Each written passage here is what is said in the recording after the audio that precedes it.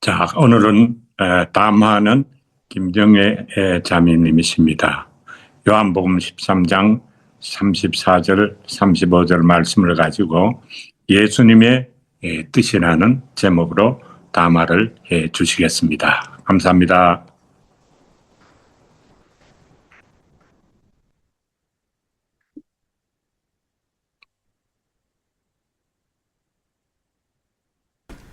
마이크 꺼졌어요.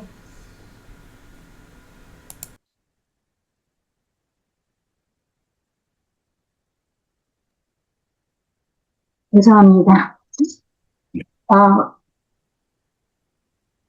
교회에 다니는 사람이라면 하나님의 뜻, 예수님의 뜻이라는 말을 그냥 아무 생각 없이 사용들을 하고 있죠. 저도 물론 그랬고, 근데 요즘 들어서 하나님의 뜻이라는 단어에 제가 이렇게 많이 생각을 하게 됐어요. 그 하나님의 뜻이 이미 우리가 사용하는 의미의 하나님의 뜻은 이미 성경에 이제 게시되어 있는 그 하나님의 뜻이 있고, 일반 우리의 개인적인 일상 삶에서 시시때때로 하나님의 뜻을 또 묻고 그 뜻이 무엇인지를 우리가 살피고 하는 그 뜻이 있죠. 근데 제가 이제 뜻이라는 단어를 한번 찾아봤어요. 근데 그 뜻의, 의면 의로울 의도 있고, 뜻의의 순수 우리말, 그냥 뜻이래요. 근데 의가, 뜻의 하면 옳을 의, 대부분 의 하면 옳을 의를 생각하는데, 뜻의와 옳은 의가 조금 맥이 통하는 부분도 없지 않나 하는 생각도 들었어요. 어느 분의 책에는 유형의 생각을, 뜻이 유형의 생각을 무형의 의미로 나타내는 거라는 또 그런 글을 봤어요. 유형인 우리의 생각을 무형인 의미로, 요거를 말하자는 게 아니고, 그렇다면 그 뜻이라는 말에는 속뜻도 있고 참뜻도 있고, 그 다음 기본 뜻, 숨은 뜻, 이런 내용, 그 단어들이 등장을 하죠. 우리 뜻을 표현할 때.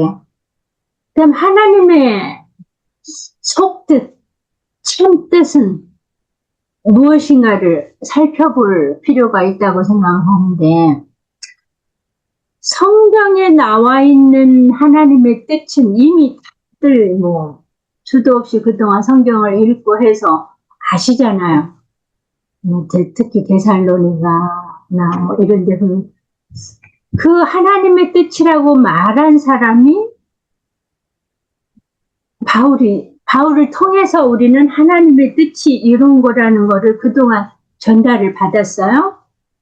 그게 물론 하나님의 영이 바울을 감동해서 바울을 통해서 하나님의 뜻이라는 걸 우리들이 전해받아서 그걸 하나님의 말씀으로 믿고 그 뜻에 순종하려고 하는데, 오늘은 제가 예수님의 뜻이라고 제목을 잡았어요. 예수님의 말씀에 예수님의 정말 속뜻은 어떻게 나타나 있을까를 볼 때, 오늘 우리 권혁재 형제님이 읽으셨던 말씀처럼 예수님의 속뜻은 사랑하라, 그보다 더도 덜도 아닌 것 같아요. 유치원생들도, 주일학교 유치부생들도 다 아는 말이고 수없이 들었던 말인데, 오늘은 그 예수님의 뜻, 하나님의 뜻에 대한 계시된 뜻이 아닌 우리 일상생활에서 하나님의 뜻을 우리가 구별하고 하는 것들을 우리 형제님들을, 자매님들은 어떻게 생각하는지를 조금 이렇게 나눠봤으면 좋겠다 싶어서 오늘 담아 말씀 그렇게 잡았거든요.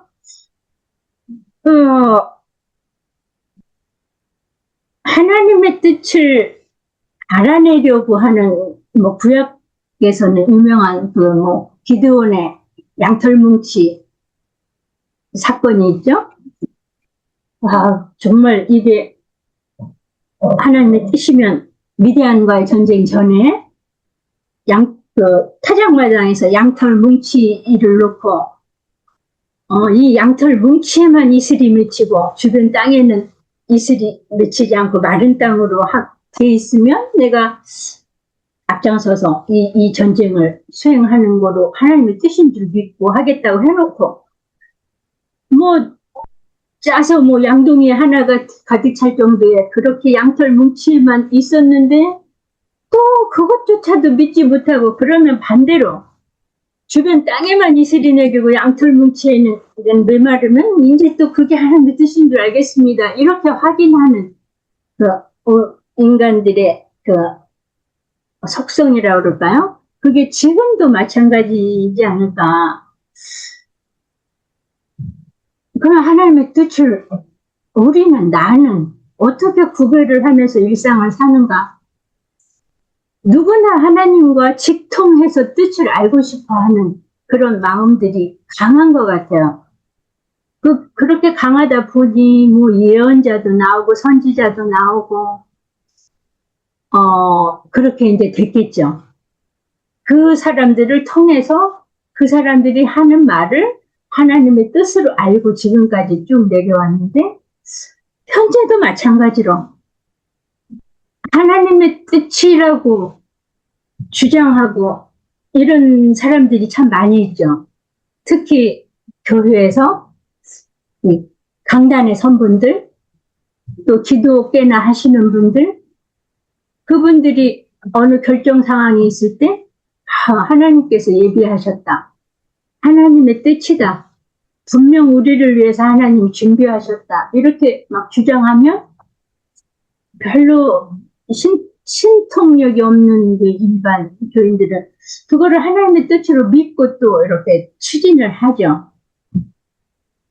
근데 그게 하나도 이상하지 않았어요. 그동안 우리 삶에서.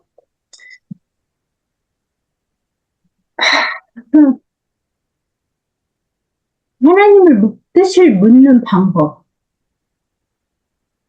인공위성을 쏘아 올리는 위성, 센터라 그러나? 여기에서도 돼지머리를 놓고 제사를 지내는데요. 지금도 하는지 모르겠는데, 국가대표나 프로야구 선수들 처음 시작할 때도 고사를 지내고, 무당을 찾아가고, 기독교인들도 30% 통계로 한 30% 정도는 무당을 찾아가서 이렇게 자기 내일을 점치는 사람들이 있다고 해요. 그 정도로 누군가 강력한 파워가 있는 분의 그 뜻을 알려고 하는, 제가 많이 횡설수설하는데 죄송합니다.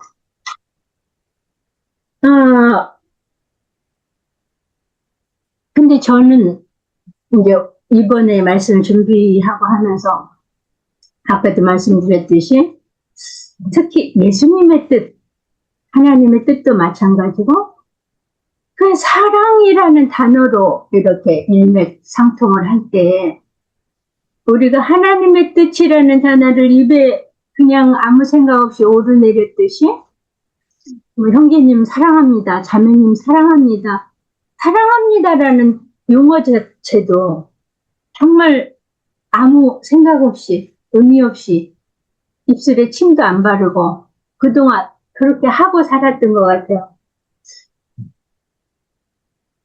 오늘 그런 점들을 같이 좀 논했으면 좋겠어요. 하나님의 뜻, 정말 내가 하나님의 뜻을 행하고 있는가? 하나님의 뜻이라는 말, 예수님의 뜻이라는 말이 오늘 말씀에서도 예수님이 명령이라고 그랬잖아요. 그 명령을 어떻게 이해하고 우리 일상 삶에서 순간순간 어떻게 캐치하고 그렇게 살아갈 수 있을까? 살아가고 있는가? 이런 내용들을 오늘 좀 논했으면 좋겠다 싶어서 오늘 말씀을 이렇게 준비했습니다. 이상입니다.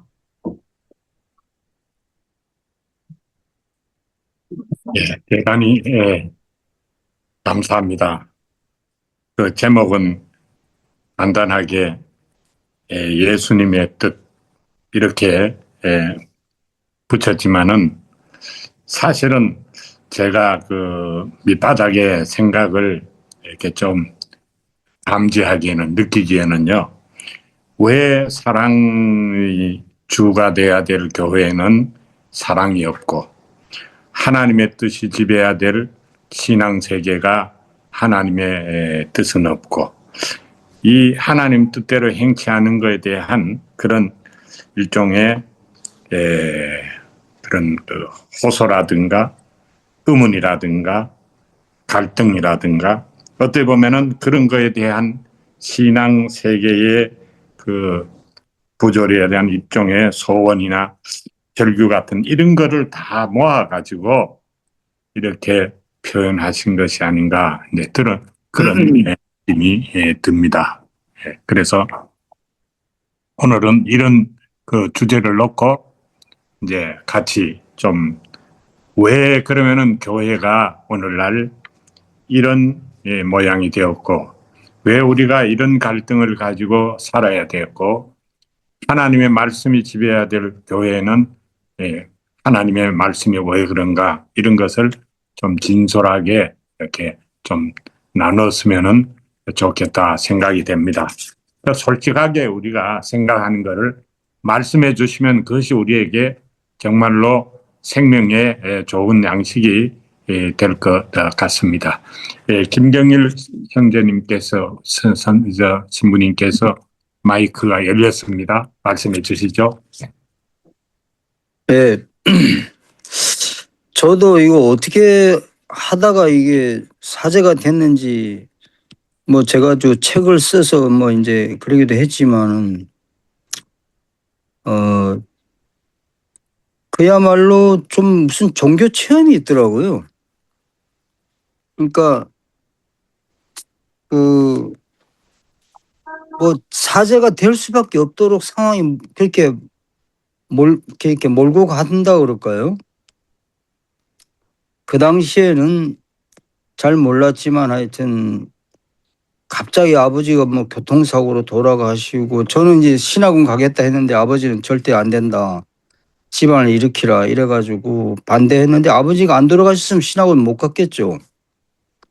그리고 또 막상 또 어머니도 이제 굉장히 분노하셔가지고 아버지 돌아가시는데 저는 또 신학원 가겠다고 집을 나가버리고 뭐 이런 식으로 해가지고 이제 가족과는 완전히 단절이 되는 또 한 1년 넘게 그렇게 그런 걸 경험했고 또 신학원에 가서는 또 주교 쫓아내는 또 그런 데모하다가 결론적으로는 한 10년 만에 사제의 서품을 받았거든요. 신학원 졸업하고. 그게 또 주교를 다 쫓아냈는데 사제가 되는 경우는 이건 상상할 수가 없어요. 왜냐하면은 또 이놈이 또 사제가 돼서 나를 쫓아내면 어떡하나 이런 공포가 있기 때문에 그때도 뭐 좀 아무도 감당 못하는 깡패 같은 놈을 제압할 사람은 그 김경일이밖에 없다. 이래서 제가 사실은 불려간 거거든요. 굉장히 신앙하고는 거리가 있는 거죠. 그러니까 좋은 데 쓰임을 받지 못하고. 근데 어쨌든 사제가 되고 난 뒤에 또 보니까 역시 또 제가 주교를 쫓아내고 있더라고요. 계속해서 주교를 쫓아내고 있어요. 그리고 그것 가지고도 안 되겠다. 이거 교회가 이렇게 되면 이거 완전히 썩어 문드러지겠다. 그 책을 또 계속 쓰고 있어요. 교회란 데는 이게 내부 고발이 없으면 금방 썩는구나. 그걸 경험했죠. 그 아들은 뭐 보고 배운 게 눈에 보이는 게 아버지 뭐 목회하는 것밖에 못 봤으니까 또 아들은 사제가 됐지만 아들은 또 이제 카메라맨으로 살겠다 해서 또 휴직을 하고 교회를 또 나가버렸습니다. 이런 과정을 보면 무슨 계획을 하나님의 계획이라는 건 좀 인간이 괜히 쓸데없이 하는 얘기고 그냥 이렇게 막 그 파도 위에 얹힌 포말처럼 그냥 이렇게 막 떠 있다 그럴까요? 그냥 미미한 존재가 그냥 이렇게 파도에 휩쓸려서 살아가는 게 인생이구나. 그런 거를 다시 한번 느끼게 됩니다. 뭐 하여튼 이런 것이 좀 알 수 없는 어떤 삶의 어떤 이런 큰 변화 또 과연 어릴 때 제가 과연 사제가 된다는 게 뭔지 깨닫지도 못했는데 뭐 모르는 상태에서 결과적으로는 여기까지 흘러왔다. 뭐 사명감을 가지고 목사가 됐다 뭐 신부가 됐다 이런 거는 또 아니거든요. 그래서 뭐 이런 것이 이제 알 수 없는 힘이 나를 이렇게 이끌고 가는 것 이런 걸 하나님 뜻이라고 한다면은 뭐 또 그렇지만은 또 다르게 또 얘기하면 뭐 온갖 깡패들 나쁜 놈들 보면 그런 놈들도 또 다 또 사제가 돼요. 저런 것들 인간이 아닌데 싶은데 사제가 돼가지고 또 온갖 나쁜 짓을 다 하고 이런 걸 보면 이런 걸 하나님 뜻이라고 해야 되나? 뭐 이런 생각도 할 수 있기 때문에 하여튼 여기까지 하려면 점점 횡설수설로 가고 있기 때문에 예, 다 했습니다. 행설수설이 아니라 정말 진솔한 말씀으로 참 느껴집니다. 그러면은 우리 김수일 형제님께서 그 예수님의 뜻에 대해서 생각하셨던 갈등이나 해결책이나 실마리나 오늘 다 이렇게 풀어주시죠. 제가 20대 때, 그러니까 80년대 초반이었죠. 그때 중동에 가지고 한 3번 갔지요. 갔고 한 4년 보니까 야 건설 노동자로 갔죠. 그러다가 저는 있으면서 현지인들하고 많이 접촉을 하는 그런 쪽이 있었어요. 그러다 보니까 자연스럽게 현지인들 그 아랍어를 조금 뭐 인사말 정도 그 사람들이 수시로 쓰는 말 정도를 어느 정도 배웠는데 그 사람들이 자주 쓰는 말 가운데 인샬라라고 하는 말 있죠. 그것이 아까 말씀하신 대로 하나님의 뜻 그런 뜻이거든요. 하나님의 뜻이야. 이게 뭐 우리 주님의 뜻이야. 예수님의 뜻이야. 뭐 그런 말도 이제 상통되는 말이겠는데 그 사람들은 무슨 일을 하다가 좋은 일이 있어도 인샬라. 이건 하나님의 뜻이야. 안 좋은 일이 있어도 인샬라. 하나님의 뜻이야. 예를 들자면 저 사람과 내가 약속을 했는데 한쪽이 어떻게 하다 약속을 어기잖아요. 그럼 우리 쪽에서는 뭐 좀 화도 내고 어떤 뭐 무슨 큰 소리도 나고 하겠는데 그 사람들 인샬라. 하나님의 뜻이야.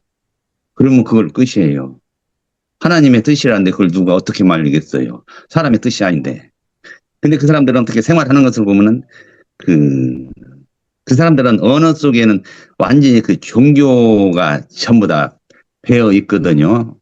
그러니까 그 사람들은 종교 생활하면서 사회생활 하는 것이 어떻게 보면 약간 이중성, 타성에 젖은 종교 생활.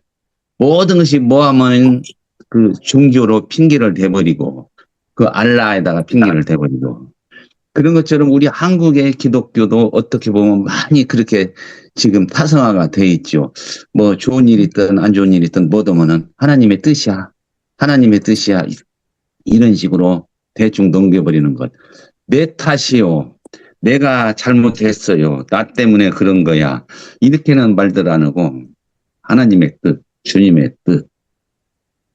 그런 식으로 이렇게 위안을 삼는다고 해야 할지 아니면은 그쪽에다가 밀어붙이는 것인지, 좀 한국적인 신앙이 그 중동에 있는 사람들, 그 사람들이 인샬라를 찾는 그런 신앙과 같이 아니한가. 하여튼 그렇게 생각이 들고, 조금 이어서 이 얘기를 좀 더 하자면, 내가 어저께 우리 아내하고도 밤에 이제 얘기를 했는데, 한 90년대 때 신학교에 가가지고 신학 목사들 된 사람이 있거든요. 몇 사람, 제가 아는 사람들이.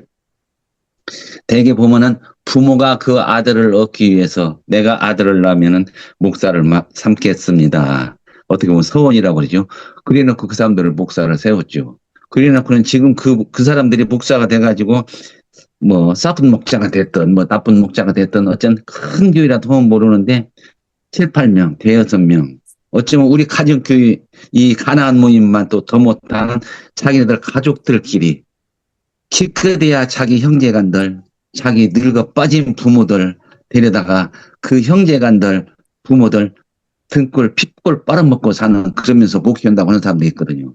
그 사람들도 말로 죽기는 하나님의 뜻으로 하나님께서 부르셔서 내가 목사가 됐으니까 그렇게 말들 하거든요. 그 부모의 욕심으로 아침에 자기의 욕심으로 80년대, 90년대 그때만 해도 목사님 뭐 많이 우대를 봐도 그때만 해도 좀 지금보다 좋았죠. 그때 교육 개척은 부흥 될 확률도 많았었고 목사가 지금처럼 많이 넘쳐나지 않았으니까 자기들 욕심으로 그렇게 목회자가 돼놓고는 지금에 와가지고는 그 어렵게 살면서도 하나님의 뜻, 인샬라 그렇게 핑계대는 사람들이 있거든요.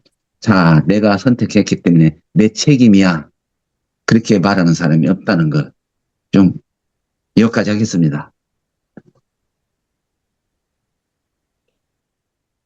그러니까 우리 김수일 형제님 생각으로는 지금의 한국의 교회나 아니면은 지금의 우리 한국인들의 신앙이 하나님의 뜻이 지배하고 있다고 보시는 쪽입니까? 아니면은 하나님 뜻이 이루어지지 않는 것이 일반화가 되어 있다고 보시는 거면 솔직히 개인의 그 견해를 한번 좀 말씀해 주시면 좋겠습니다. 제 생각으로는 하나님의 생각하고는 아무 상관이 없이 내가 만들고 내가 이루어낸다고 저는 그렇게 생각합니다. 저는 이런 말하면 여기서 분명히 몰매 맞을 이야기인데 이 이야기를 제가 여기서도 몇 번 했던 것 같은데 우리가 그 성경에 하나님을 야훼, 여호와 이렇게 부르잖아요. 야훼, 여호와라고 부르는데 그 뜻은 보면 스스로 있는 자, 저절로 있는 자 그렇게 그런 뜻이잖아요. 그 뜻을 지금 우리 한국말로 순수하게 번역을 한다면 자연이잖아요. 자연은 스스로 저절로 생기고 저절로 돌아가고 저절로 만들어지고 저절로 있었다가 저절로 없어졌다가 저절로 크고 저절로 작아지고 그러는 거잖아요. 자연이잖아요. 사람도 마찬가지인 것이 자연이죠. 내가 나온 것이 아니라 우리 아버지 어머니가 어떻게 하다가 내가 태어난 것이고 내가 태어났는데 어떻게 하다 보니까 우리 가정이 좋았으면 내가 좋은 학교 다니고 좋은 집에서 잘 많이 배우게 해가지고 내가 높은 자리 좋은 자리 갔을 것인데 그러나 또 내가 우리 가난한 집에 태어났다면 가난하기 때문에 내가 못 배우고 못 먹고 이렇게 지금도 가난하게 살고 있는 것이고 그 어떤 흐름의 그 자연이잖아요. 잘난 놈은 잘난 대로 나가는 것이고 못난 놈은 못난 대로 나가는 것이고 그러나 잘난 놈은 잘난 대로 그 일을 하는 것이고 못난 놈은 못난 놈대로 그 일을 하는 것이고 그렇게 세상은 굴러가는 거잖아요. 잘난 사람, 못난 사람, 중간 사람, 이런 사람, 저런 사람. 하나님이 있다고 한다면 하나님 뜻이라면 왜 다 똑같이 다 같이 잘나게 만들어야지. 아니 다 똑같이 못나게 만들어야지. 누구는 잘나게 만들고 누구는 못나게 만들고. 자연스럽게 굴러가는 세태 이게. 그건 하나님이 아니라 자연의 질서에서 저절로 물이 높은 데서 낮은 데로 흐르는 것처럼 물이 끓으면 밑에서 위로 올라가는 것처럼 그 자연스러운 것. 그것이 하나님의 뜻, 하나님의 섭리가 자연이다. 저는 그렇게 생각합니다. 저절로. 근데 그 중에서 내가 선택하는 것도 있겠죠. 이렇게 선택할 것인지 저렇게 선택할 것인지 내 선택의 과오는 또한 나한테 따라지는 것이죠. 주어지는 것이죠. 내가 선택을 잘했을지 잘못했을지 내가 맞으면 좋은 쪽으로 선택을 했을 수도 있고 악한 쪽으로 선택을 할 수도 있고 내가 어느 쪽으로 선택하는지 물론 내가 선택한다고 그것이 성공하는 것은 아니겠지만 그래도 성공할 확률이 많은 거죠. 선택을 하지 않는 것보다는. 선택을 선택을 안 했다면 내가 제로가 되겠지만, 선택을 했다면 50은 될 수 있지 않는가. 이것이 자연이라고 저는 봅니다. 우리 그래서 기독교 신앙은 자연이라, 조절로다. 저는 그렇게 보고 있습니다. 하나님은 개입하지 않는다. 그렇게 생각합니다, 저는. 그러니까 자연이 돼야 되는데 우리는 상당히 인공이 되었고 이제 비정상이 되었다. 이제 그런 말씀을 이제 정리를 해주신 것 같습니다. 오늘 저는 참 감사한 것은 김정혜 자매님께서 정말로 오늘날 교회나 믿음이 부족한 부분이 무엇인가? 그러니까 서로 사랑하라. 이 말씀대로 살지 못하고 이 말씀이 지배하지 못하는 그런 거를 조금 이렇게 택해 주신 이것은 대단히 참 감사하게 생각이 듭니다. 가장 중요한 주제를, 그러니까 우리가 서로 사랑하라. 정말로 서로 사랑하지 않으면서 구호만 서로 사랑한다고 이렇게 외치지 않는가. 이제 이런 거를 전곡을 이렇게 딱 짚어주시고, 아마 이 아둘람에서만 있는 여자 자매님들의 통찰력이 이런 것을 보시는 이제 볼 수 있는 이게 대단히 참 감사한 일로 생각이 됩니다. 그래서 우리가 정말로 서로 사랑하고 사는가, 사랑하지 않는가, 아니면은 서로 사랑하며 살 수가 있는가, 사랑하며 사는 것이 불가능한가, 아니면 사랑하는 것이 우리가 하기 싫어하면서 이제 사랑한다는 그 집단 속에, 이 교회 속에 그런 체제의 구성원을 형성하고 있는가. 이제 이런 생각을 보유할 수 있는 그런 발판을, 운동장을 만들어 주신 것 같아서 대단히 이제 감사하게 생각을 합니다. 그럼 우리 배원선 형제님은 어떻게 생각을 사랑할 수 있다고 생각을 하시는지, 사랑은 못해. 아까부터 유덕준 형제님이 손을 들고 계세요. 자기 말씀하시겠다고. 유덕준 형제. 그럼 유덕준 형제는 먼저 하시죠. 예. 감사합니다.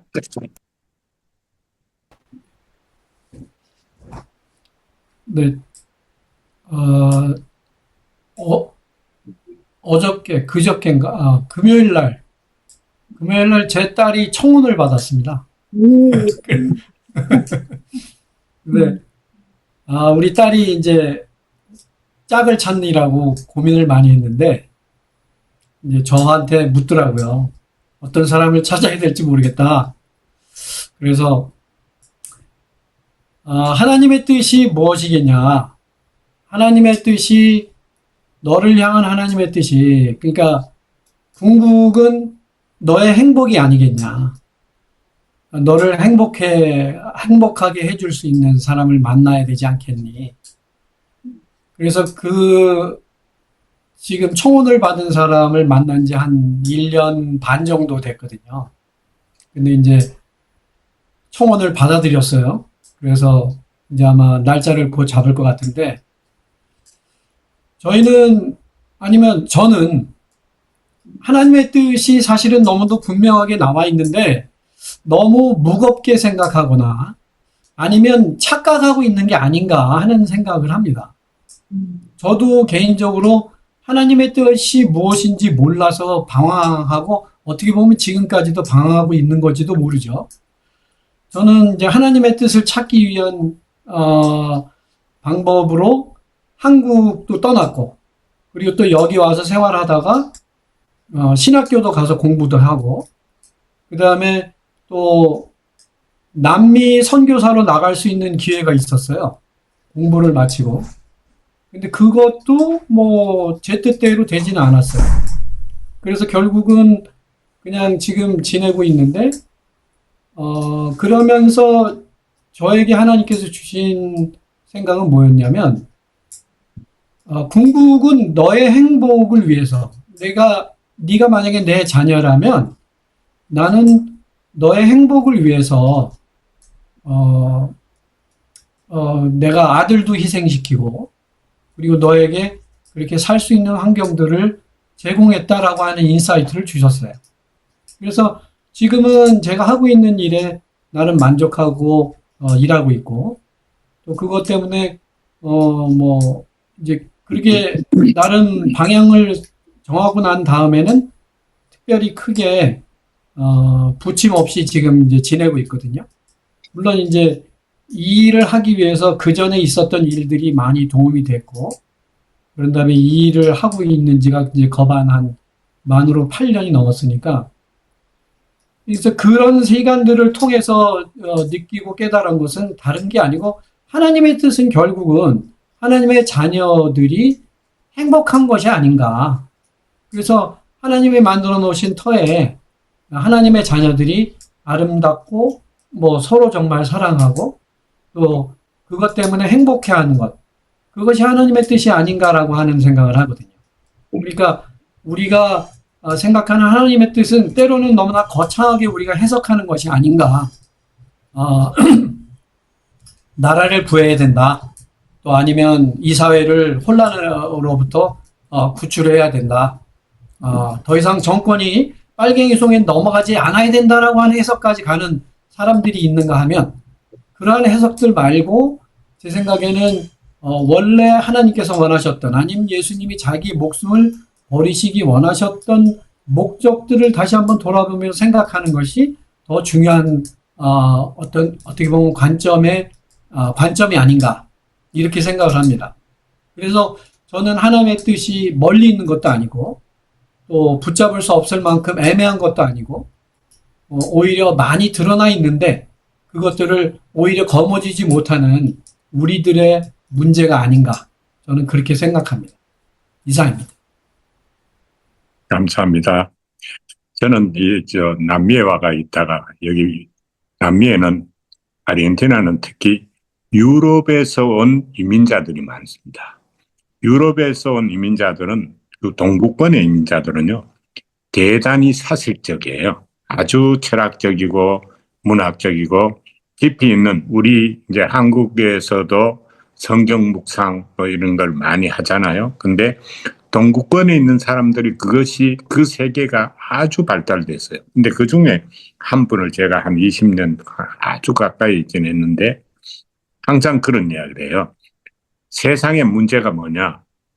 이제 법이 문제라는 거죠. 모세가 법을 맺는 게 참 잘한 것인데 법이 변질됐다는 거죠. 그 다음에 그거를 바꾸기 위해서 예수님이 사랑이 최고다 바꿨는데, 세월이 지나면서 2000년 후 오늘날 볼 때는 사랑이 변질되었다 이거죠. 요즘은 함부로 사랑 이야기를 하면 안 된대요. 왜냐하면 사랑을 하지 않고 변질된 사랑을 하고, 많은 사람들이 사랑이라 그러면은 불륜을 사랑으로 한다.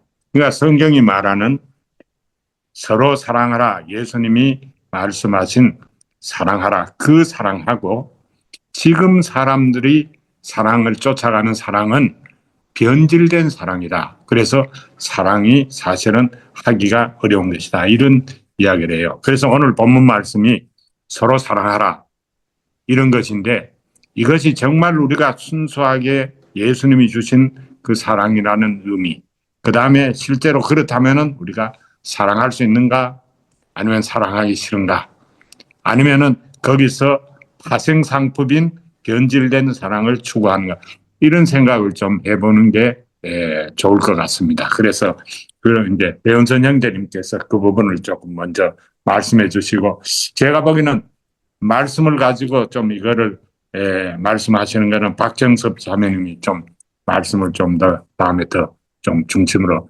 해주시면 좋겠습니다. 네, 제가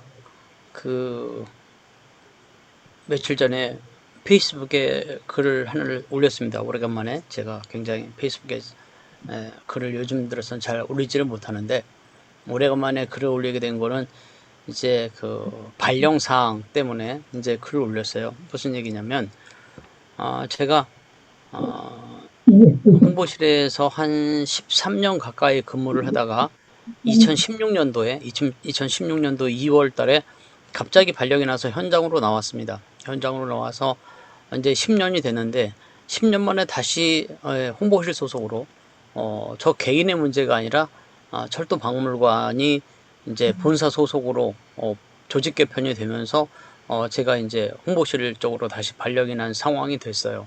그래서 10년 만에 본사 홍보실 발령이 나는 거에 대해서 이제 글을 썼거든요. 글을 썼는데 그때 제가 쓴 이야기가 뭐냐면 사운드 오브 뮤직에 대한 겁니다. 사운드 오브 뮤직.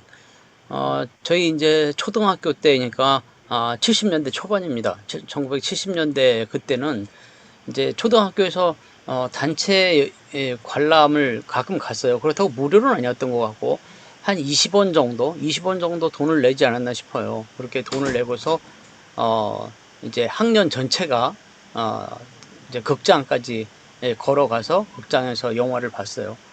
주로 많이 본 게 이제 반공 영화입니다. 반공 영화 혹은 성웅 이순신 뭐 그런 영화들을 봤는데 제가 기억하는 맨 처음 본 외국 영화가 사운드 오브 뮤직이었어요. 사운드 오브 뮤직인데 아마 72, 3년 정도 되지 않았을까 싶어요. 그러니까 극장 환경 자체가 견디기 힘든 거예요. 그 시골에서 살던 애가 그 아이들이 바글바글 사람들 바글바글한 그 밀폐된 공간에 모여서 있다 보니까 막 어지럽고 그런 거예요. 멀미가 막 나고 그래서 사운드 오브 뮤직 보니까 막 총 쏘고 막 차 타고 도망가고 이런 장면만 남고 하나도 스토리가 들어오질 않더라고요. 근데 한참 지난 다음에 거의 어른이 된 다음에야 사운드 오브 뮤직의 내용을 알게 되고 그 영화를 다시 보고 이제 그렇게 됐거든요. 그래서 영화가 참 좋은 영화구나 이렇게 생각이 됐는데 그 중에서 제가 제일 좋아하는 장면이 뭐냐면 그 마리아와 추녀 원장의 대화입니다. 마리아가 폰트랍가에 가가지고 처음에 견디지 못하고 다시 나왔다가 그 고민을 이야기하는데 그 수녀 원장님이 이런 얘기를 하는 거예요.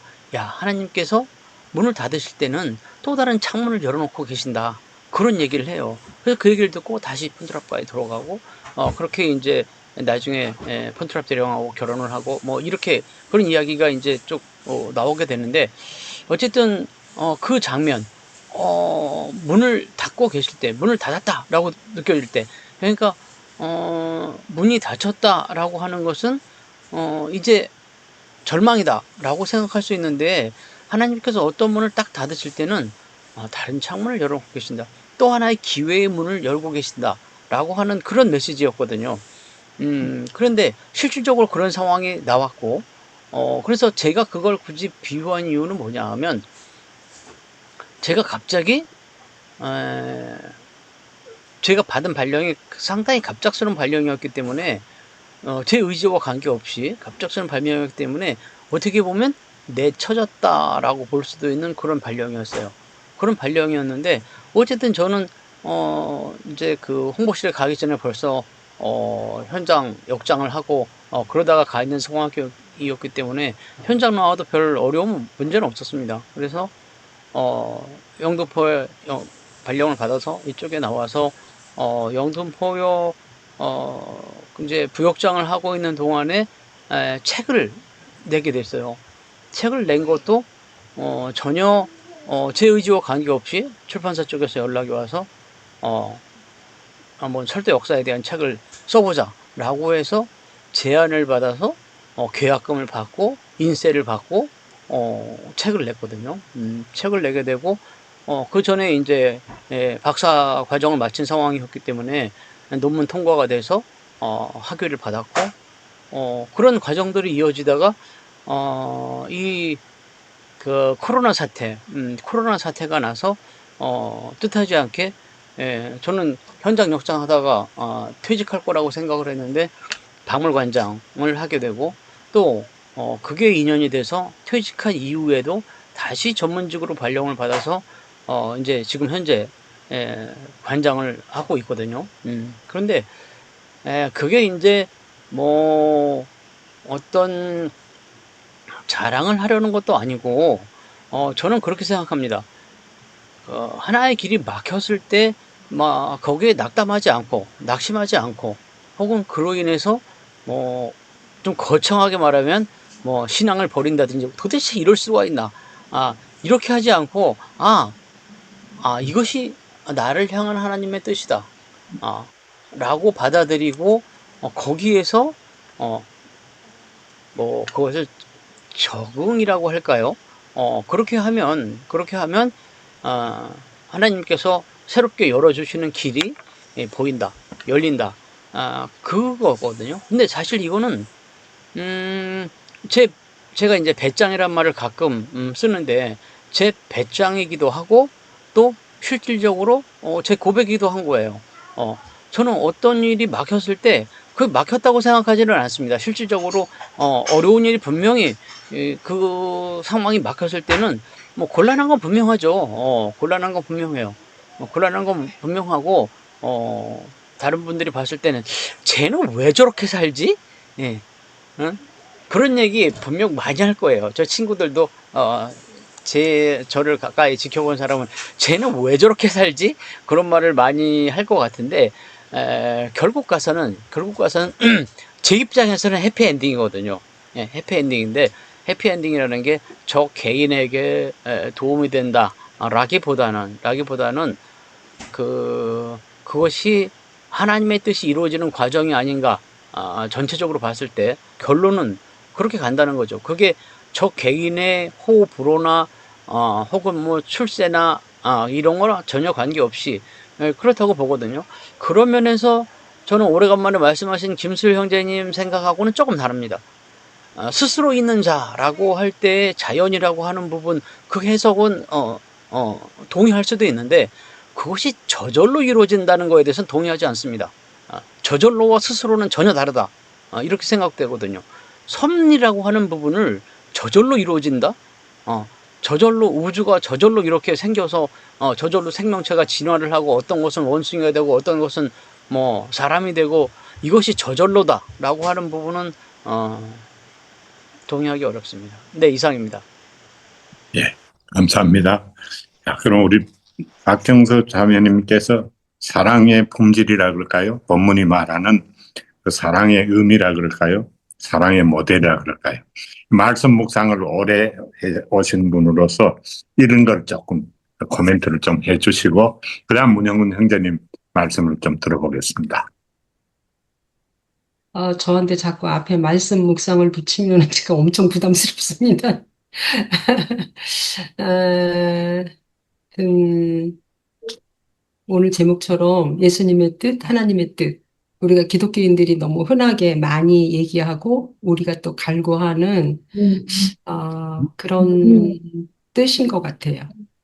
그런데 제 경험으로 보면은 어떤 사람의 이기성과 자기 중심성 이런 것 때문에 내 뜻에 하나님의 뜻을 맞추려고 하는 그런 게 되게 많은 것 같아요. 그러다 보니까, 사람이 하나님의 뜻을 알기가 어렵지 않은가?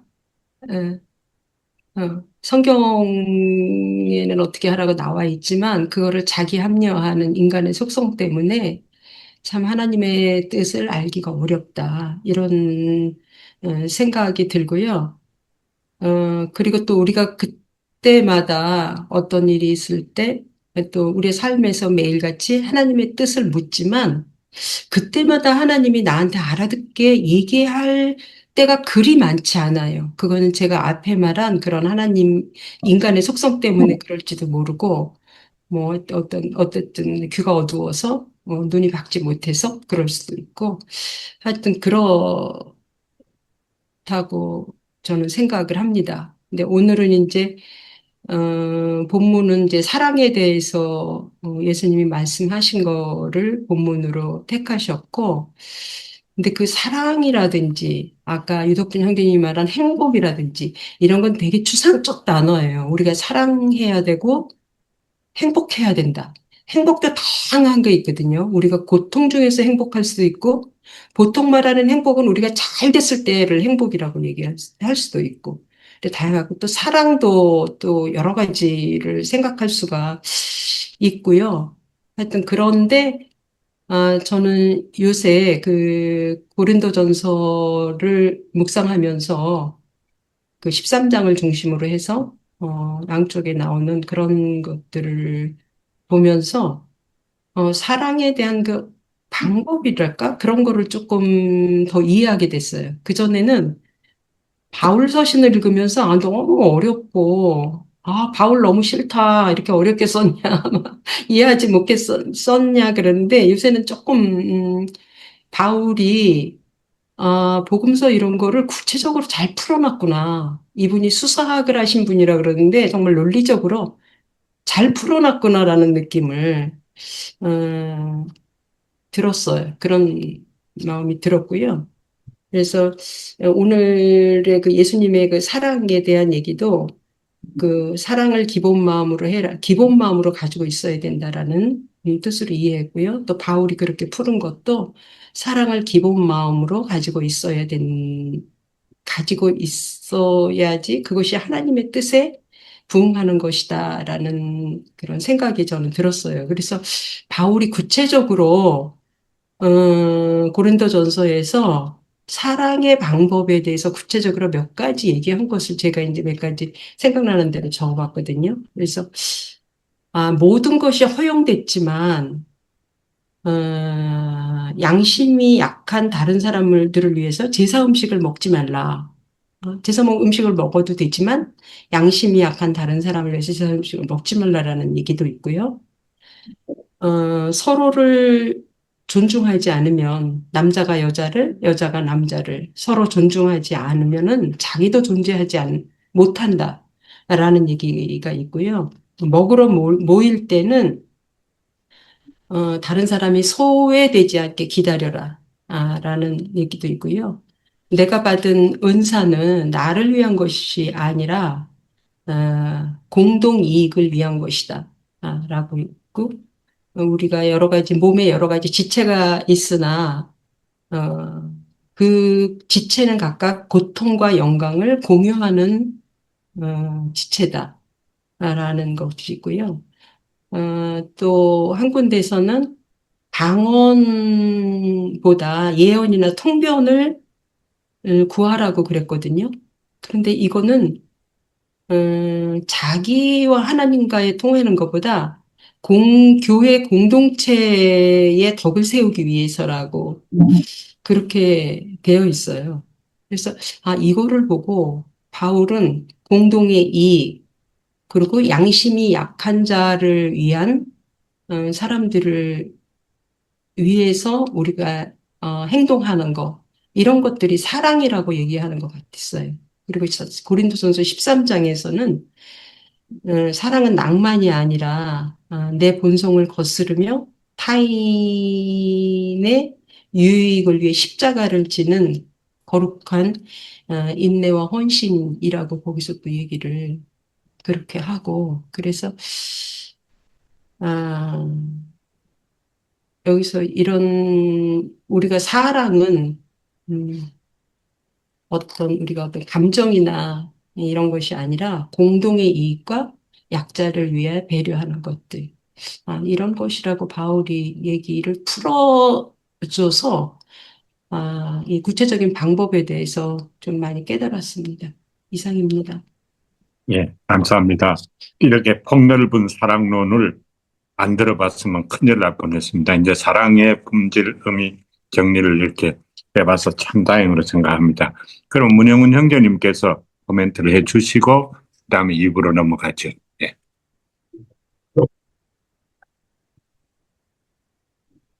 저한테 마무리하라고 압력을 가하시는데요.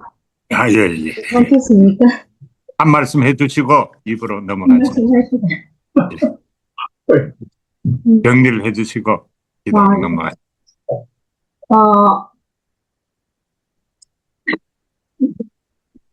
어느 분의 말씀이나 다 같은 그 뿌리에서 나온 열매들 같아요. 근데 저는 이제 지금 생각에 하나님의 뜻이 그냥 상황별, 개인적인 상황별 결정할 때 하나님의 뜻을 구하기 전에 그 상황에 내 마음이, 내 의도가 순수한가가 선행되어야 하나님의 뜻을 이렇게 발견할 수 있는 그런 시초가 되지 않을까. 그리고 어떤 일을 결정하고 시행했을 때 평안한가. 우리가 힘들고 고통스러워도 마음에 평안이 있고 또 즐겁고 여유롭고 부유하고 해도 마음에 평안이 없는 그 어떤 일들이 진행이 되잖아요. 근데 마음이 평안한가가 참 중요하지 않을까 그렇게 생각을 합니다.